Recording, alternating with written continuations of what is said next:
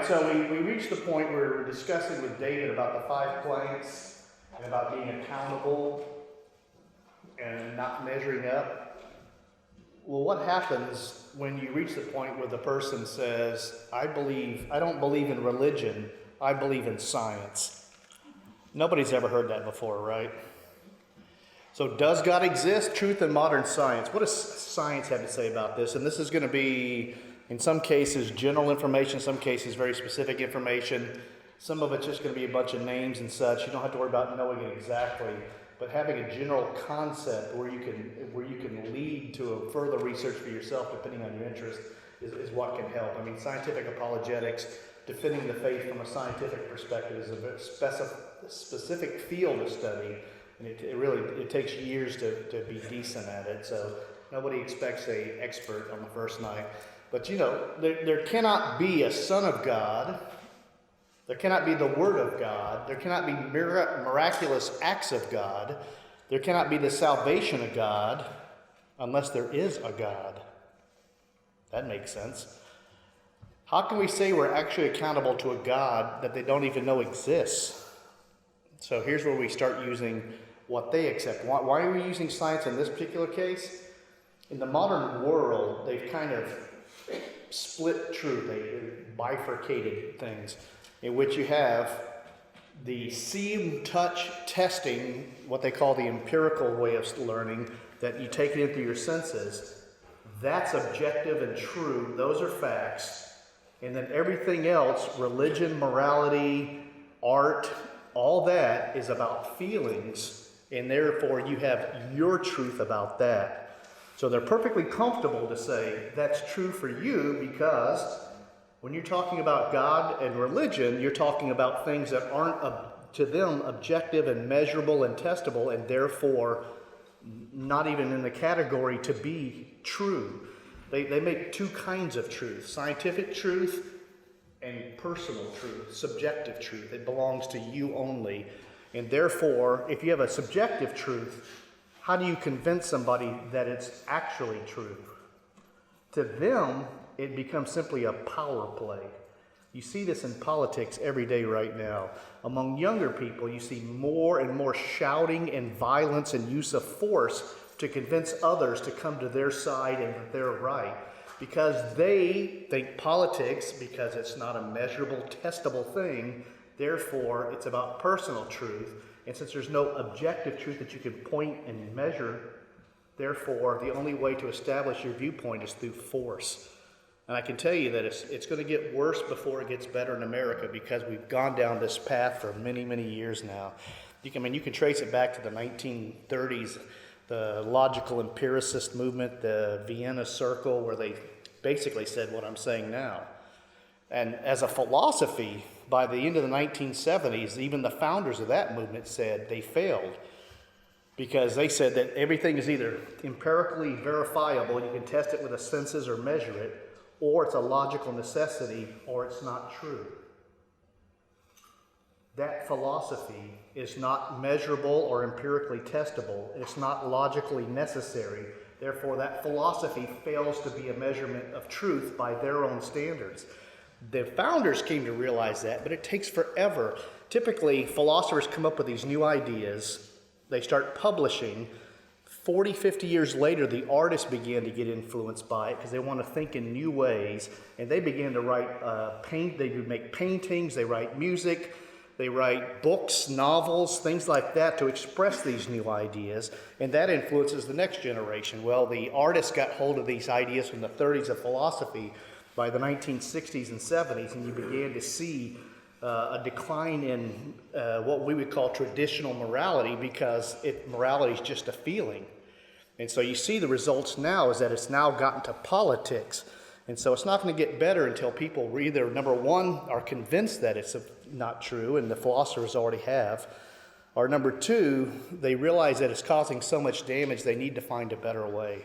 So that's kind of what we're at now. So what does science have to say about God's existence? Why don't more scientifically minded people believe? And this is what the Bible says. Of course, this is Romans 1:20-22. For his invisible attributes, Namely, his eternal power and divine nature have been clearly perceived ever since the creation of the world and the things that have been made. So they are without excuse, for although they knew God, they did not honor him as God or give thanks to him, but they became futile in their thinking, and their foolish hearts were darkened. Claiming to be wise, they became fools. It takes humility to admit that you don't know everything, and that everything can't be known, and that you need help.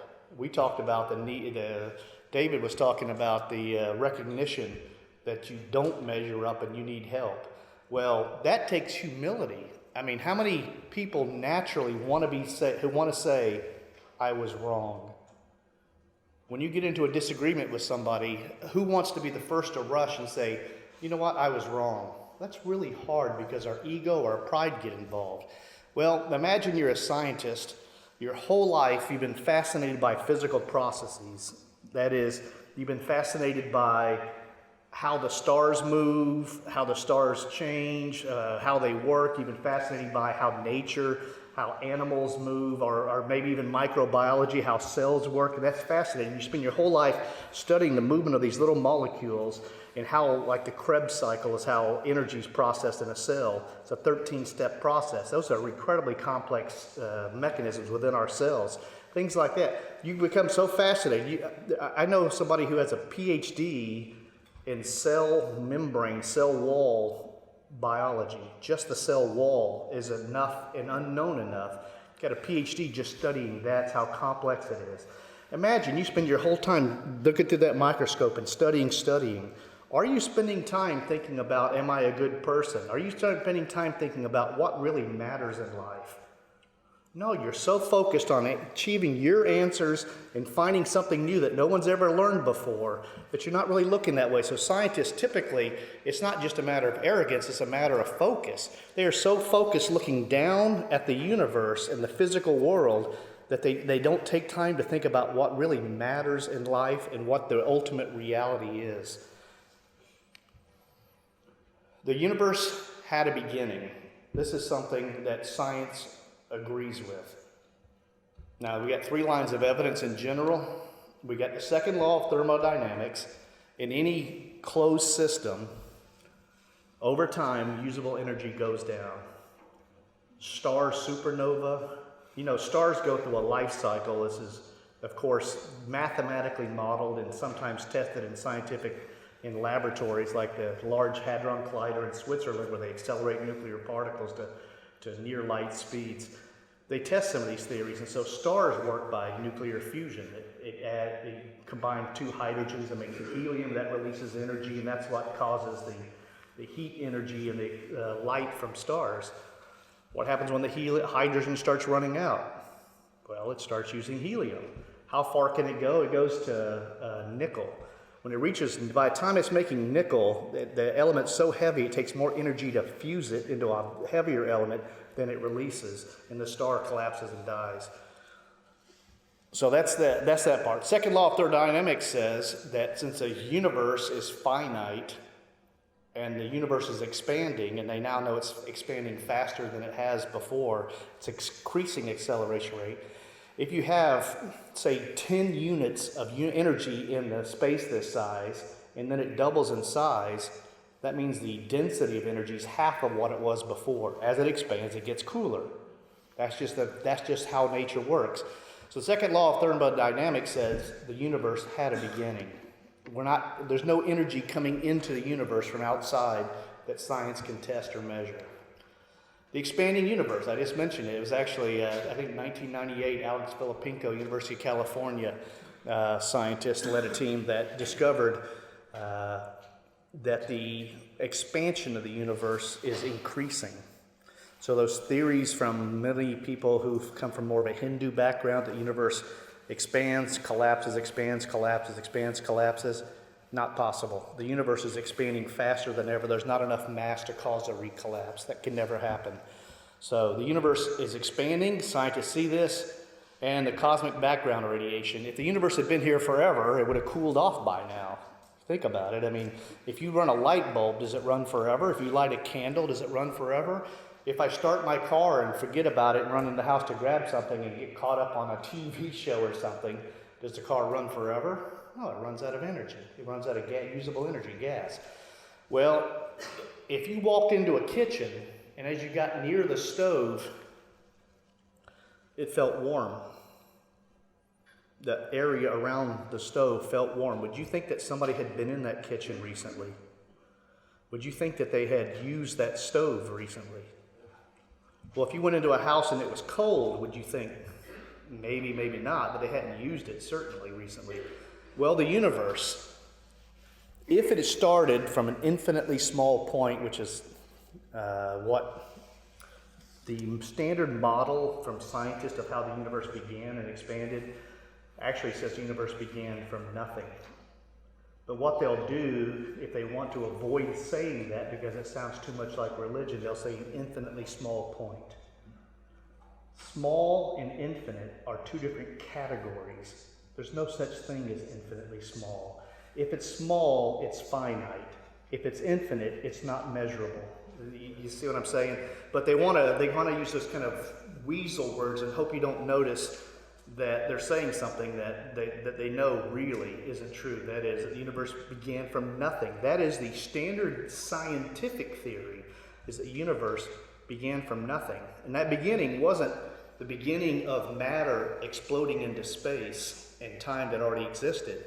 It's the expansion of space and time that brought matter and energy with it. That is, prior to the moment of the Big Bang, this is scientific talk.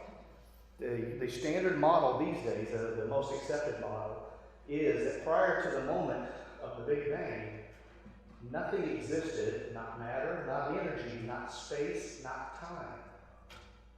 Nothing.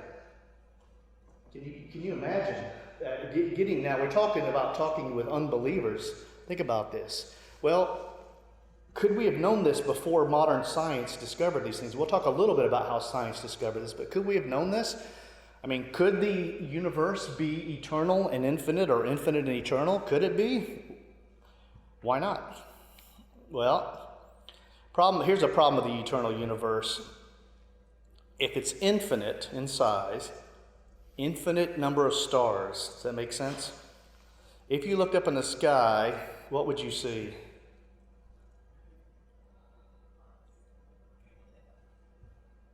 That's an infinite number of stars. If there were infinite number of stars, then you would see brightness the same as the sun's surface in every direction. There would be no such thing as night.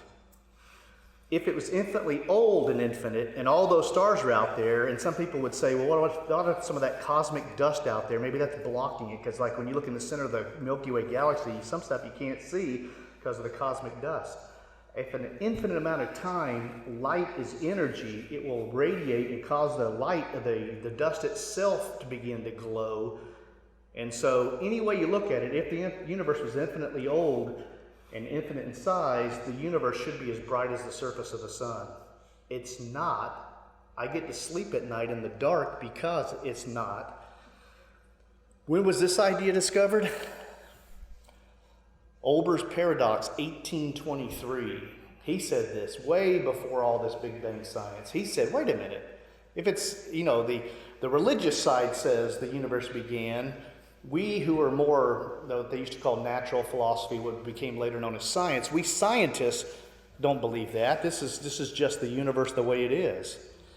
Well, is there another problem they could have found out? Well, if you talk about Newtonian gravity, the inverse square law, something twice as far away has 1/4 the gravitational pull, etc. I mean, if you look at it that way, gravity spreads over distance, depending on the mass of the object is how much influence it has. If there's an infinite number of objects in the universe, what should gravity be measured at? Well, if the universe is infinite in size and an infinite number of objects, then every point in the universe should measure an infinite amount of gravity. Now, either I'm super duper strong to be able to stand up against an infinite amount of gravity, or the universe is not infinite in size and cold.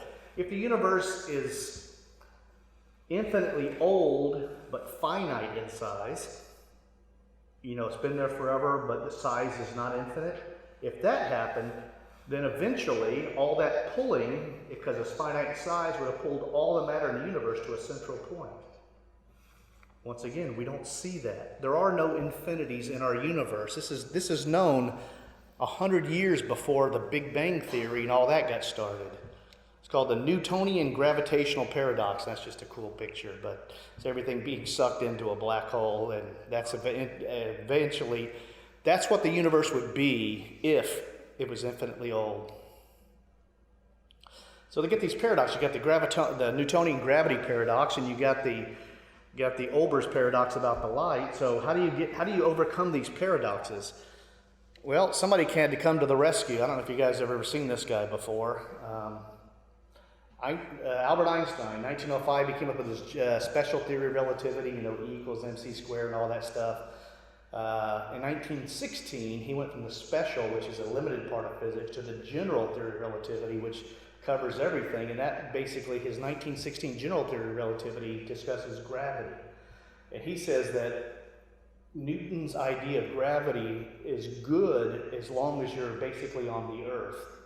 But if you talk about really big things and such, that there's certain limitations to the mathematics where Newton's numbers for gravity start making mistakes when you talk about planets and such.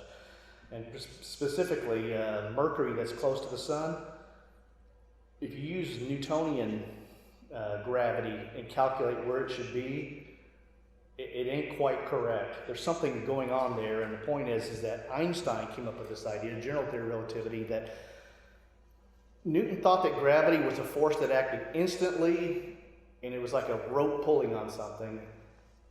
Einstein said, no, what it is there's a space-time thing. Space and time are different dimensions of the same thing, and I realize this is some kind of deep stuff. But basically, big, massive objects like the Earth warp it, they bend the space. And so what's happening with the moon and satellites is they're falling into the gravity well of the Earth, and they're continually falling. Think of it this way, if you take a rock and throw it, you might be able to throw it 200 feet. Who knows how strong your arm is, and that's a pretty good toss. What if you had a super strong arm or a cannon and shoot it? You go miles. What if you threw it so far it went passing into the earth and started falling? It fell the same rate as the earth curves. It would stay there falling continuously. And that's basically what's going on, is that it's getting caught up in the curvature of space and it's just spinning around the earth. That's what our satellites do.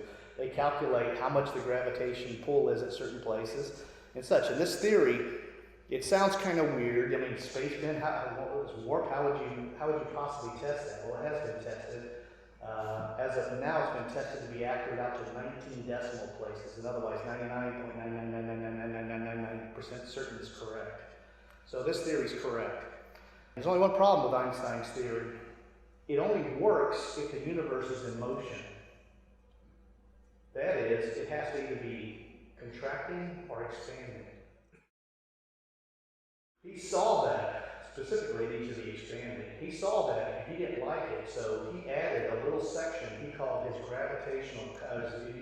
universal gravitational constant, in which he said the universe is static, and he added a little fudge factor, a little set of formula into it to make the universe a static universe, because his philosophy was that if you talk about expanding, it had to start, and that's religion, I'm a scientist. He let his personal beliefs affect his science. He actually fudged the numbers to make it static. What happened is, in 1946, this guy, George Gamow, he did the calculations. He was smart enough to be able to do it. Not very many people can. He said, nothing less than the universe expanding from near infinitely hot condition could account for the present abundance of elements. You run it all through it. Newton should have known that his universe was expanding. By 1928, Edwin Hubble, the guy who became famous under the Hubble Space Telescope, he started measuring a light from distant galaxies. And if an object's moving towards you that's emitting light like a star, it'll shift towards the blue end of the spectrum. If it moves away from you because it's being compacted away from the star, it's moving away from you, and the wavelengths are being stretched out, and moves towards the red end of the spectrum. You can do that. You can look at helium puts out light at a very specific frequency, wavelength, and you can measure that. And what you notice is you look at certain galaxies and stars in the distances, that it's shifted towards the red end, the helium line is, or hydrogen line is, towards the red end a little bit. If the galaxies and such are further away, it shifted more. That is, the universe is expanding. Every galaxy he looked at was moving away from us. So the universe has to be expanding. He saw that, and Albert Einstein admitted his mistake. He called it the greatest blunder of his scientific career. That is, he let his personal beliefs, so when you hear science says, remember, scientists say, science doesn't say. So this guy calculated it had to have begun from a near infinitely, notice it says near infinitely hot. That's the quote from the book, near infinitely hot. Well, there's no such thing as near infinity.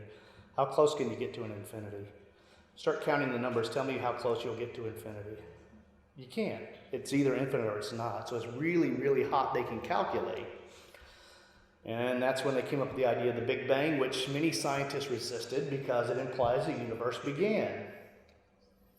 They don't like that. Well, by 1965, two guys, Arno Penzias and Robert Wilson of Bell Laboratories, they designed an antenna detecting low levels of microwave radiation. They thought at first it had to be pigeons or pigeon droppings maybe interfering because they kept picking up a little heat energy. And so they pointed it off to deep space, and they kept picking up heat energy, and they pointed it every direction. They eventually won the Nobel Prize because they discovered that the leftover heat from the origin of the universe is still detectable. It's 2.7 degrees above absolute zero. If the universe was infinitely old, there would be no more heat. It proves that the universe began.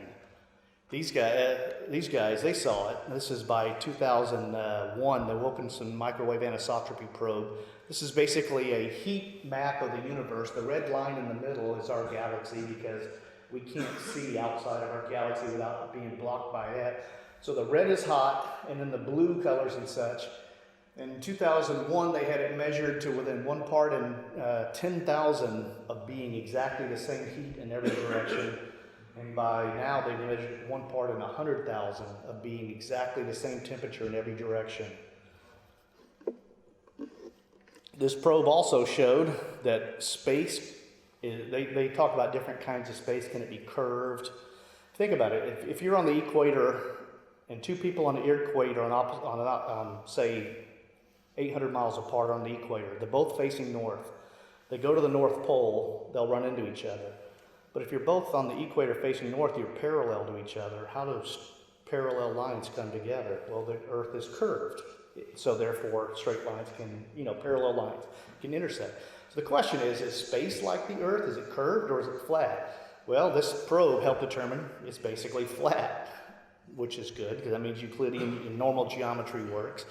But interesting enough, it determined that the basic makeup of the universe is less than 5% normal matter. That is the mass density of the universe, what the universe is made of, less than 5% normal matter that you can see. What's the other 95 plus percent? About 24% of it's dark matter. What's that? Matter you can't see. How do they know it's there? Well, they know it from two ways. They know, number one, if you look at they call a certain type of galaxy called a globular cluster. It's like a ball of stars as opposed to the flat ones we're used to seeing. You can actually see a distant galaxy behind it being distorted and spread out on 4 sides of it because it's bent the light around it, just as Einstein predicted. It's called an Einstein cross. 4 points of the distant galaxy being bent. You measure the mass of the stars in that globular cluster, and there's not enough mass to bend the light that much. Where's the missing mass? They call it dark matter. What's dark matter? It means it doesn't react with light. You can't see it. It does have a gravitational pull, but you can't see it. They don't know what it is. They're searching for subatomic particles that maybe get a little bit of mass to them. You get a lot of those that could equal this, but they don't know. It could be, the other choices are bigger things. They call machos, massive compact halo objects, like brown dwarfs, black holes, things like that. They know there's something out there. They just don't know for sure what it is. The other almost 72% is dark energy. The word dark means they don't know what it is. It's what's causing the universe to expand. Something is. They don't know what it is, but they can measure it, but they just don't know what it is because they can see the effect on the universe expanding. So when somebody tells you science knows everything, they know what less than 5% of the universe is made of. They're certain of that.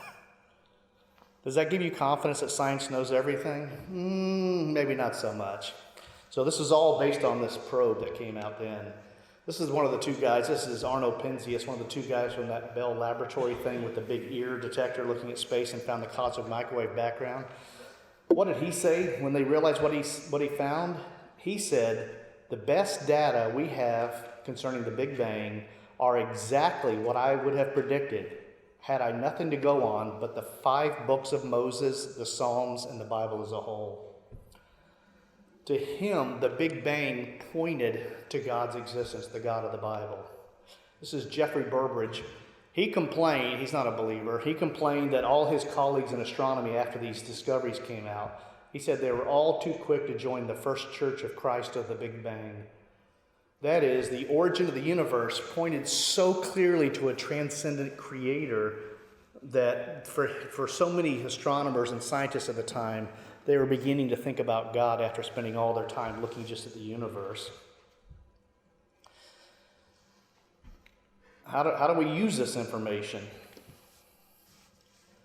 You could say to someone, this is the building bridges part, as opposed to simply arguing with them and hitting them with information. When we discuss the origin of the universe, doesn't that raise interesting questions? What you're trying to do is not attack their beliefs, but get them to think for themselves. As we talked about earlier, the school system is teaching them that physical sciences teach us truth. Well, it points beyond itself. And isn't it interesting, the origin of the universe, doesn't that raise interesting questions? And depending on their personality, they may get more agitated. That's simply the Holy Spirit working on them. I don't get too upset at that. When the universe began, it was the beginning of matter, energy, space, and time. So, what could have been the cause of the universe? If matter, energy, space, and time began with the universe, then whatever caused that is not made up of matter, energy, space, or time.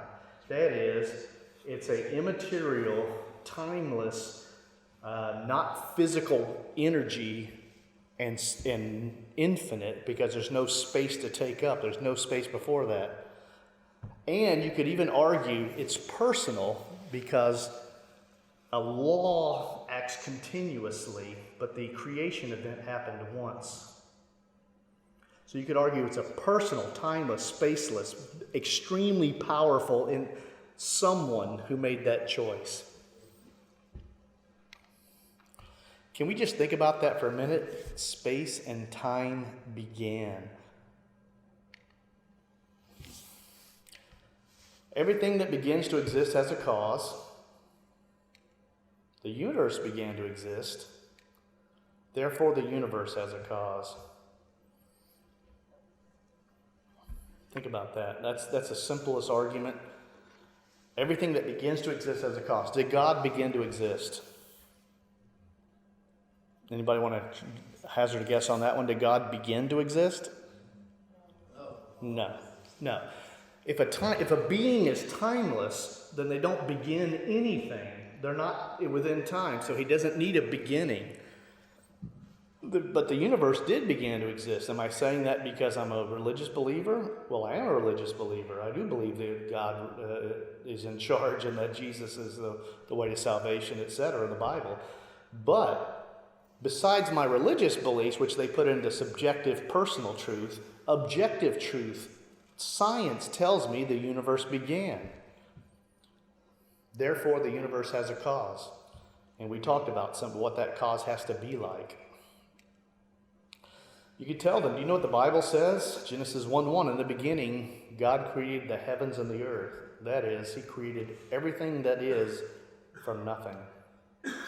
Colossians 1:16, for by him, this is referring to Christ, all things were created in heaven and earth, visible and invisible. Now, I think we just talked about dark matter. Is it visible? Okay, visible, he created everything, visible and invisible. Whether thrones or dominions or rulers or authorities, all things were created through him and for him. You're starting to get the hint the Bible knew certain things before science started catching on. We declare God's wisdom, this is 1 Corinthians 2:7. We could declare God's wisdom, a mystery that has been hidden and that God destined for our glory before time began. Time began? How would a bunch of, 2,000 years ago, how would a bunch of people living in what they used, what Rome would call Palestine, Israel, how would they know that time began? How could you possibly know that? I can tell you one guy who thought about it, St. Augustine, lived in the 4th century. He said, time began with the universe. Well, science has finally caught up to St. Augustine because it only took them 1,600 years to catch up to him, but they did. Okay, now we talked about God. That's the God as creator. How about the mind of God? Well, we're going to do this, a quick review of DNA. And believe me, this is a class in itself, but we're just going to do a quick reminder. This is one of those things where I talked about, don't worry too much about the details of the names and such. So what is DNA? Deoxyribonucleic acid. That's a fancy word. A molecule that encodes the genetic instructions used in the development and functioning of all known living organisms. It encodes instructions. Now that's telling you something, isn't it? There's the double helix nature, the backbone made of sugar phosphate. That's interesting in and of itself. If DNA and all of life began through what they call chemical evolution, that is evolution before life, that all the parts of the cell came together and the first cell just made itself, DNA or something, or RNA, something like that, something that carries information had to be there, because you can't make proteins without the machinery and without the information. Therefore, you can't have metabolism, the creature can't, the first cell couldn't survive, and number 2, it couldn't reproduce without DNA. It's a sugar phosphate background. What happens when you put sugar in water? It melts, it dissolves. So these nucleotides join together using sugar while floating in a prebiotic soup. Does that make any sense? You can't carry this in a cup of water, but exposed, because water breaks sugar down. Yet it's supposed to have assembled itself in that sort of environment. And we don't need to know all the adenine always pairs with thymine, and guanine always binds with cytosine. A, T, C, and G, the letters is all that's really important here. This is transcription, that is how the information is transmitted. You know, our cell, in the nucleus of our cells, we have DNA. That DNA carries the information, but it doesn't make proteins that your body needs to function unless there's machinery that can extract that information and then make proteins. The RNA polymerase recognizes the termination site on the DNA molecule and releases a new messenger RNA molecule.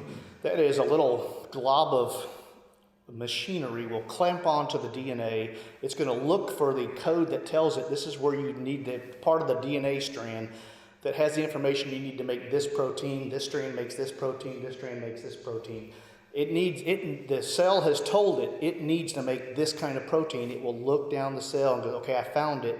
And then it will clamp on there. And then the messenger RNA, after it makes a copy of the DNA strand or the part it needs that has information for the protein, then that messenger RNA, the copy it made, will swim out of the nucleus, the center of the cell, out into the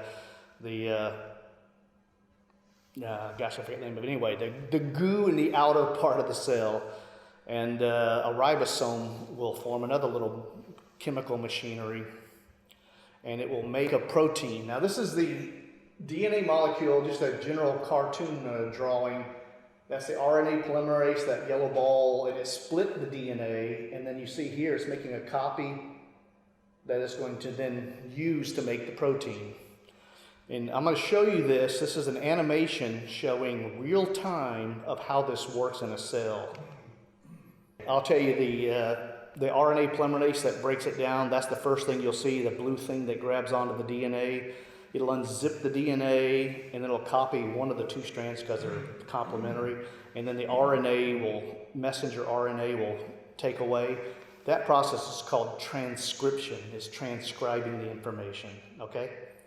Then it goes out of the nucleus and then the ribosome comes along and it attaches itself to the messenger RNA, and then it will start matching up amino acids that match up that code that it got from the DNA itself, and it will produce a protein using that. The innermost workings of how a simple code is turned into flesh and blood. This is what Francis Crick called the central dogma of modern biology: how DNA makes protein. It starts with a bundle of factors assembling at the start of a gene. It's these that trigger the first phase of the process, reading off the information that will be needed to make the protein.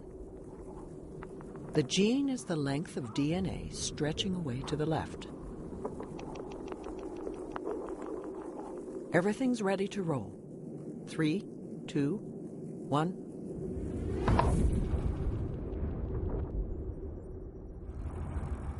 The blue molecule racing along the DNA is reading the gene.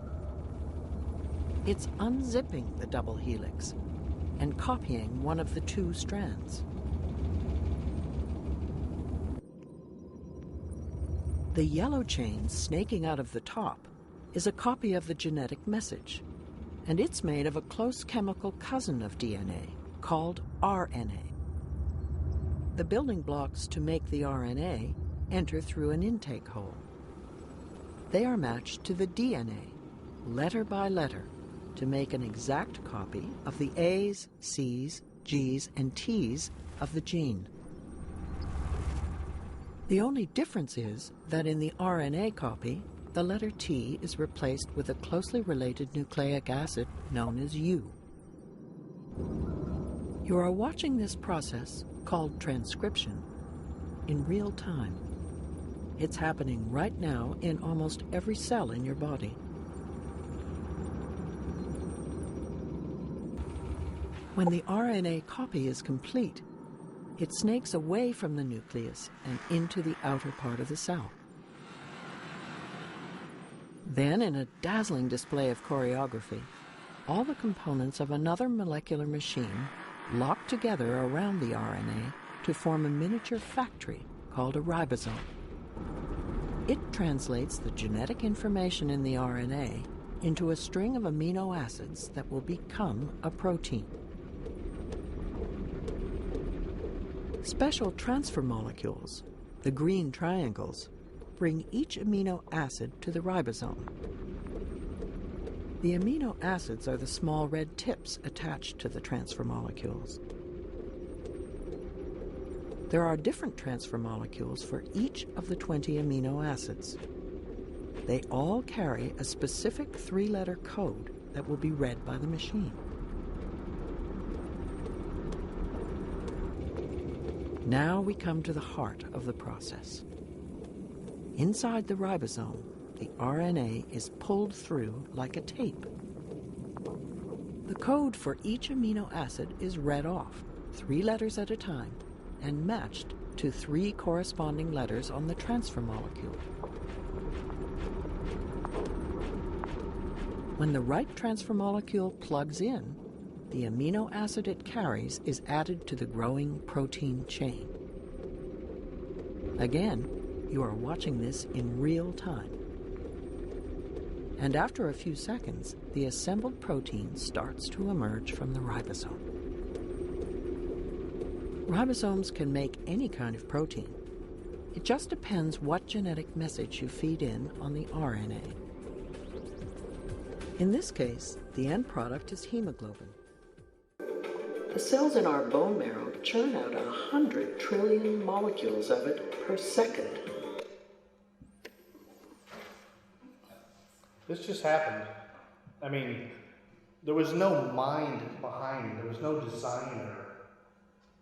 A bunch of chemical molecules hit each other the right way, and this happened.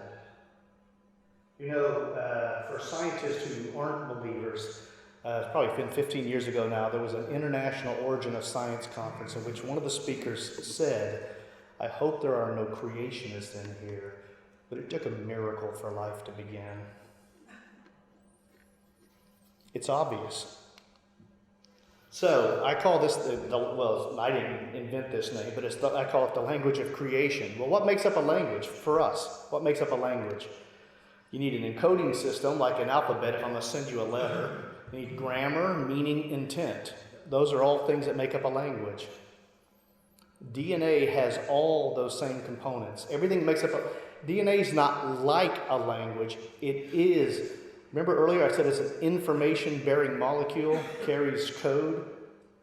It's an alphabet. The different ATCG is an alphabet that allows it to make any kind of protein it needs to make. There is a language built into every cell in your body. There is information, it becomes so mind-blowing, it amazes me that any biologist wouldn't be a believer. What does this mean? Anybody? Those are the nucleic acids, the CGA, CG. Anybody know what this means? Can anybody read that? I just said it's a language. There's a place on the website on the internet where you can translate any word or phrase in any language into DNA code because it's a language. I translated that phrase at the bottom into DNA code. It's not like a language, it is a language. Where did language come from? Does language come from rocks tumbling down hills, from chemicals bumping into each other? So where does information come from? Matter and energy all by themselves cannot produce information. They can serve as a medium for storing or transmitting information. I mean, you're looking at photons up here, light, that's transmitting information. Sound waves can carry information. Disk can carry information. Internet, electricity can carry information. There's many mediums for carrying it, many sources that can carry it, but the information itself, information cannot be created without intent. Data is just what you pick up, but information, how you use it, needs intent. There are no examples of information that are created without intent. This isn't a God of the gaps argument. Well, we're not saying that you don't know how this started, therefore God did it. That's a God of the gaps argument. What we're saying is, we know of a million examples of information, billions of examples. Every day in our life we come across information and the transmission of information. Turn on the internet, turn on the television, watch news. That's all information. Every example, it comes from a mind. Why is it so hard to see that this also is information carried by a mind? Here's a possible objection you might hear. But you have 98% of your DNA in common with a chimpanzee. Have you heard this one before? Yeah. Here's some more DNA fun facts. I love these. We have 90% of our DNA in common with cats. 80% in common with cows. 75% in common with a mouse. Fruit flies, 60%. Bananas, 50%. And this is the ultimate. This next thing I'm going to show you, I'm certain that certain people I've watched on political discussion shows did descend from this. Humans and cabbage share about 40 to 50% common DNA. So is that evidence of common descent or common designer? Did God use a common language to design all life, and the variations are due to how it was expressed in life forms? DNA doesn't just encode for making proteins. There's 3 levels of code within that. Those same strips that carry the information for making proteins have to carry the information for how the cell develops from a single cell into a fully developed creature. What I am, all of me, was in that DNA strand. It didn't just carry information, it carried information for making proteins to keep the cell and the creature going. It carried information in each strand for each organ in your body, because heart cells and brain cells aren't the same thing. And it carried the body plan that allows your complete design. So it carries 3 levels of information in a DNA strand. Do we have anything similar in our creative experiences that humans have created? Well, we have computer chips. DNA is trillions of times more efficient at storing information than any computer chip ever invented. And I'll show you some examples. This is Isaiah 66:2. Has not my hand made all these things so that they come into being, declares the Lord? These are the ones I look on with favor, those who are humble and contrite in spirit and who tremble at my word. This is Anthony Flew, formerly known as the world's most notorious atheist. He wrote many books on atheism. He was a philosopher and an atheist for years. In 2004, he announced his new beliefs to the world. That he change of heart, he said, was almost entirely because of the DNA investigations. That book's called There Is a God, How the World's Most Notorious Atheist Changed His Mind. I can tell you the atheist community was so happy to hear this. They said he's senile and can't keep up with the science. They turned on him. Their hero that they had been extolling the virtues of his writings and books for 50 years turned on him so fast and said the most horrific, nasty stuff you can imagine about his complete incompetence the second he changed his mind about God's existence. Okay, here's some fun facts. This gives you an idea of just how incredible DNA is, because we don't think of these things. If you could type 60 words a minute, 8 hours a day, it would take you 50 years to type the human genome. Think about that. How complex is that? That just happened, by the way. It was all evolution, random mutation. You get random mutations, survival of the fittest, etc., and you get humans. This is the one that blows. This just blew my mind the first time I found this out. Each cell contains roughly 2 meters of DNA. That is a little over 6 feet, a little over 2 yards of DNA. Each cell. You have about 100 trillion cells in your body. If you put all the DNA molecules in your body end to end, the DNA would reach from the Earth to the Sun and back over 600 times. That's 100 trillion times 6 feet divided by 92 million miles. Over 600 times. Just the DNA in your body. How tiny must it be that all that fits in your body? Think about that. That's why no computer chip, as I said earlier, computer chips are not within trillions. They're trillions of factors less efficient than DNA, which was not designed according to the atheist or the unbeliever. It just happened. Why is it difficult to even discuss faith during this age? Scientism. What is scientism? Excessive belief in the power of scientific knowledge and techniques. Science has done such great things. I got a cool car and cell phones and the internet. That's all science. Air conditioning, this is all science. Yeah, it's wonderful. I love science. But scientism becomes when you expand science, which has a limited field of study, and you say it's the only way to know anything, and that's kind of what our kids are being taught. Watch out when this is signs that the person you're speaking to is caught up in scientism. That is the irrational belief that science has all the answers. If they say science says, science doesn't say anything. Scientists say. Some of those scientists are believers, some of them are not believers. This is one of my favorites. 97% of scientists say, this is an actual figure I got from a news website. Is there a list of every scientist on Earth? What counts as a scientist? Do you have to have a bachelor's degree, master's, or PhD? What's a scientist? There's no standard for what a scientist is. So when they say scientist, and this specifically is the global warming thing. 97% of scientists agree. There's no such thing there's no list of scientists anywhere. There's different societies that may have 97% of their members agree or whatever. But when you hear 97% of scientists say that, somebody attempting to snow you And you're supposed to accept their belief that science has all the answers. This is David Hume. This is where this all comes from, and we're almost done with this. But he said, this is the whole, we learn through our senses only. And this is the whole originator of where we're at now in our society. He said, if we take in our hand any volume of divinity or school metaphysics, for instance, let us ask, does it contain any abstract reasoning concerning quantity or number? No. Does it contain any experimental reasoning consider matter of fact and existence? No. Commit it then to the flames, for it can contain nothing but sophistry and illusion.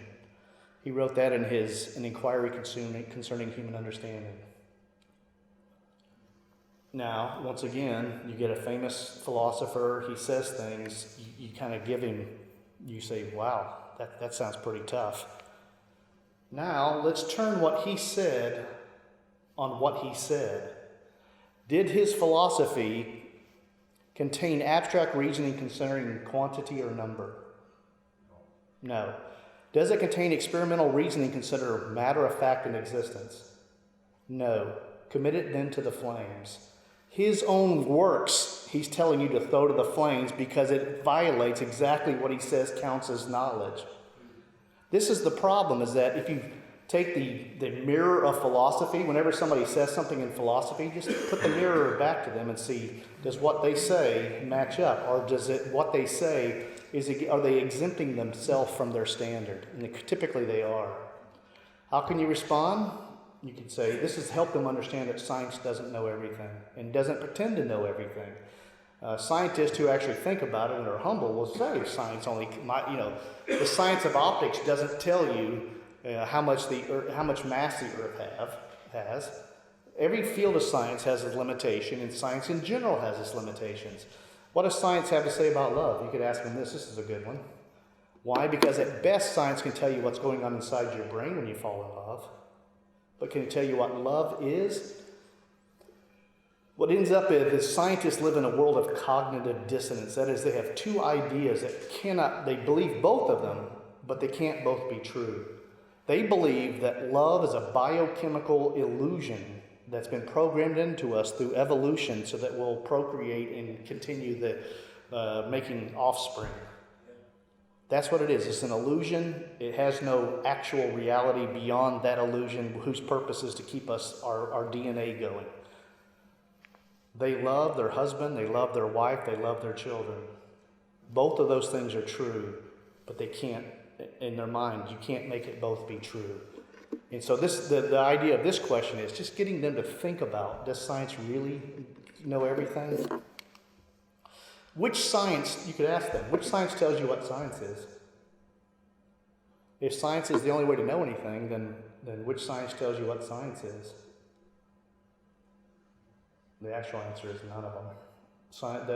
What science is comes under the philosophy of science, which several scientists have been attacking lately, is philosophy, which is interesting. They can't even tell you what.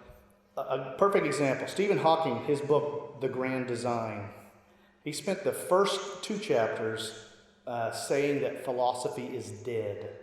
All you can know is what science tells you. He spent the next 3 chapters telling you what his philosophy is. And then he explains how the universe works. And I got to the 3rd chapter and the 4th chapter, I was like, I thought you just said philosophy was dead. Why are you telling me? He calls his philosophy model-dependent reality. That is, depending on how you see the universe is how the universe is. That it's really there, but how you see it is how you see it. Well, how does he know that? Does he have a bird's eye view that he can see that no one actually knows the universe? It's kind of like the 6 blind men of the elephant story. How do you know it's an elephant unless you have a bird's eye view of the whole situation, unless you know more than any of the people? So, same thing. What science tells you what science is? None of them. What does science say about justice?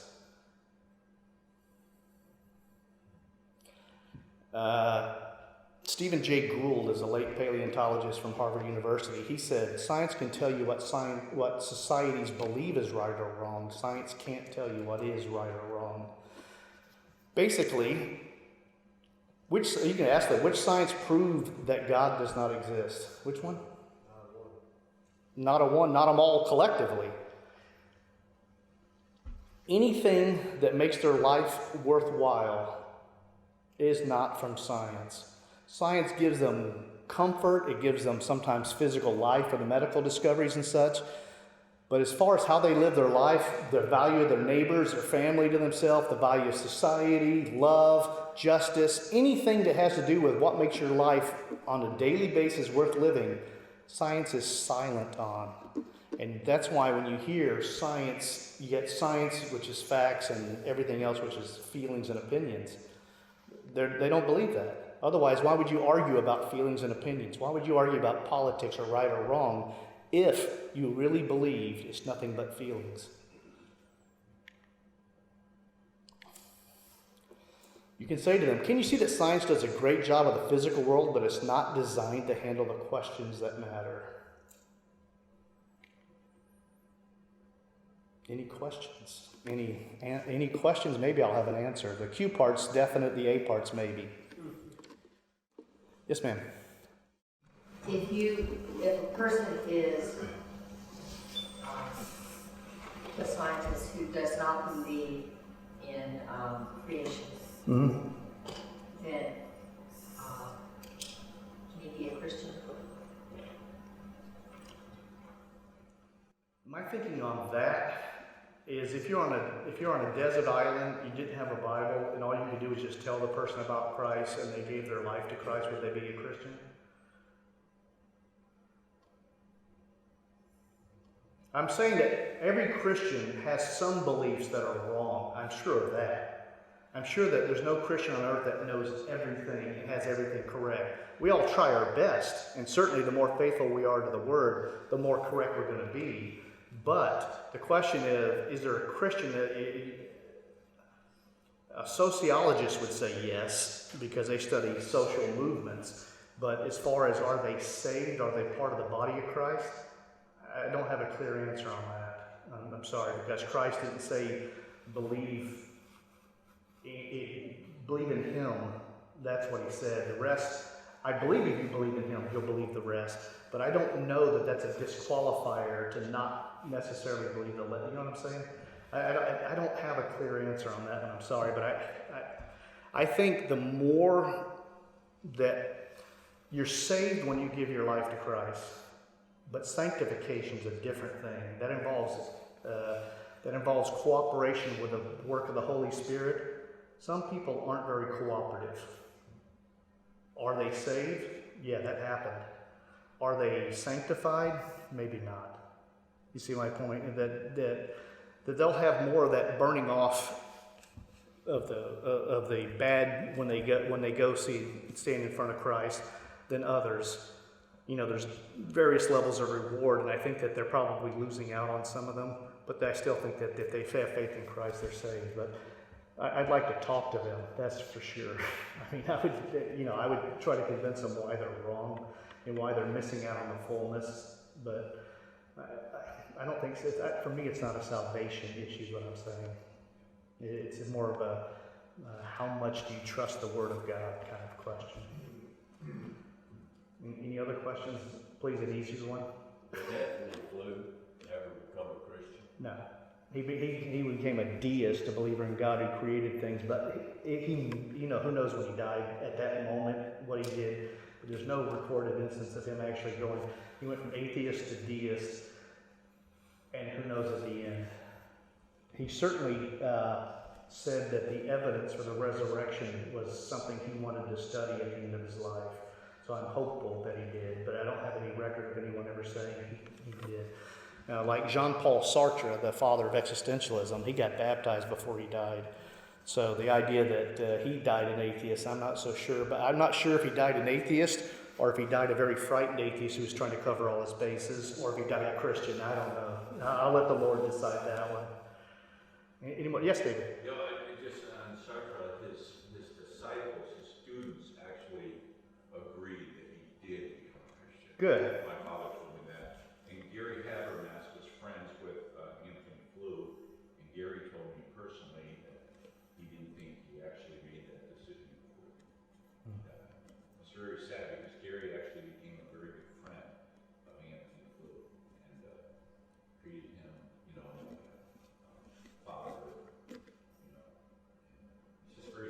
Yeah, it is sad. I mean, if he, like I said, on his deathbed, who knows? But it's just sad to think that he never told anybody he made that final step, because that's not. God doesn't say if you believe in God you'll go to heaven. That's not what it says.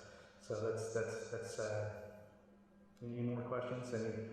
Any science stumpers that Zelvis can answer? Stephen Jay Gould's theory of punctuated Equilibrium. Yeah, that actually fits the fossil record. Are you guys familiar with that term? You know, the idea of phyletic gradualism, that things gradually evolve to what we get now. Stephen Jay Gould called that the trade secret of paleontology, the history of life on Earth, is that there is no gradualism in the fossil record. What you have is a life form that appears suddenly and stays stable throughout its existence and then disappears. And then a new life form suddenly appears and it stays stable, doesn't change, and it disappears. So yeah, Richard Dawkins, who's an he's not an evolutionary biologist, he's actually an ethnicist. He studies animal behavior. He's not a biologist. But he said that Stephen Jay Gould really meant that he agreed with the theory of evolution, which is not what, as you know, Stephen Jay Gould actually said in his writings. I've got a couple of his books too. Very talented writer. I wish I could write as well as Stephen Jay Gould. Didn't he give that up, though? He definitely waffled on it later before he died, yeah. No doubt about that. Yes, ma'am. Does it take humility to believe in Christ? I think it takes a acknowledgement that you're not sufficient of yourself. I think for people who have worked really hard, sacrificed and studied to get advanced degrees, it's really hard for them to admit that they're not all sufficient in themselves. Sometimes it's an event in their life of death or illness that makes them really think for the first time. But most of the time they're so focused on their career and on their learning that they have never taken time. And it takes something serious to get them to think. So my job is to meet atheists and shake them up a little bit. You know, part of the what David was talking about earlier with the conversational evangelism, it's kind of the image in my mind is that some people have built a fortress around themselves to keep you away, and when you say things, they'll give you some kind of snarky answer to get you away and be insulting and such. The questions he talks about, the way you ask these disarming questions, it's almost like instead of attacking that wall of the fort with your lance, you're getting them to pull the sand out a little at a time from that wall and it collapses from within. That's a much more effective technique than running at a stone castle wall, is to get the people inside to kind of tunnel under it and break it down. And that's what the disarming questions do, just get them to think. They're so used to reacting in a certain way that just, you know. Years ago, I was at a garden party and I was talking to somebody about how the beginning of the universe points to a transcendent creator. And this guy I met earlier, his name was Juan. He walked up to me. He was a retired biologist. He walked up to me. He said, "By the way, I'm an atheist." Here I was, Joe Blow, talking about science, and this real scientist came out. And I was supposed to suddenly think, I was supposed to say, ask him, he knows science. And so what I said, instead of arguing science with him, as I said, that's interesting because I've studied a lot of philosophies, and the one that has the least going for it is atheism. And he was stunned. And it reached a point where he had his followers now gathering around at some point, and I really needed to use the restroom really badly, and he said, well, what about all the killing done in the name of religion in the centuries? I said, there's been a lot of it, but most of the time, like Christianity and Islam, when they fight, they're not trying to kill everybody, they're trying to dominate so they can then convert people. You can't convert dead people, so they limit the deaths. But there's been a lot of deaths, and it's been very horrible. I mean, there's no good way to say, I'm glad the Crusades happened. There's no good way to say that. I said, but you do realize that no religion can hold a candle to the deaths caused by atheism. And he said, what do you mean? I said, there's a book called The Black Book of Communism. Have you read it? Have you seen it? Yeah. And in it, European scholars go through the archives of the former communist regimes of the world, and they document 100 million deaths caused by communism, which is an atheistic philosophy. I said, 100 million? I said, no religion gets even remotely close to that number. I said, you atheists are so much better at killing than we are. And I said, I'm sorry, I got to use the restroom. And I went to the inside the house to use the restroom. When I came out, most people had dispersed, and my buddy was kind of laughing. And he's the guy who hosted the party, and he said they all sat there in stunned silence for about a minute, looking at each other. And one of them said, "Well, that was the 20th century." And they go, "Oh yeah," and they all felt better about themselves because they said that was the 20th century, as if that suddenly made it okay. Yeah, so. Yeah, atheism has nothing going for it. Intellectually, socially, psychologically, emotionally, there's nothing going for atheism. You know, there's a book called Faith of the Fatherless. Have you seen that one? Where it talks about the psychology of atheism. And if you want to say that religious belief has a psychology, well, atheism does too.